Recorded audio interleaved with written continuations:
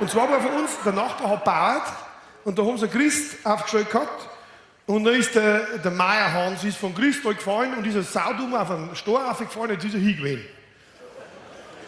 Jetzt hat der Meister das gesehen, sagt der Sakrati, jetzt ist der Meierhans hin. Puh, hat er gesagt, ich sag sein Wein nicht, ich kenne den, der mehrt mich, ich sag dir nichts. Das ist ja recht ein Bissgurten. Hat er in Gesellen geschrieben und gesagt, zeig mal her, gehst du mal zu Meierhans sein Wein und sagst ihm, dass der Mahi ist.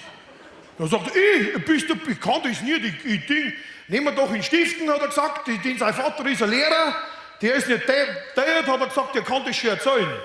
Dann haben sie Stiften gut und gesagt, du rauf, gehst du mal zu Meierhans sein Wein hin und sagst, dass der Mahi ist.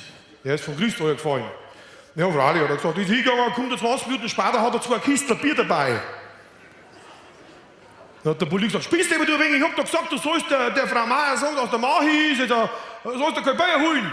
Und er sagt, nein, ich weiß schon von der Frau Meier. Dann sagt er, und was hast du gesagt? Ich hab gelitten, hat es aufgemacht, hat er gesagt, sind Sie die Witwe Meier? Er hat gesagt, nein, hat er gesagt, wetten wir um 2 Kistler?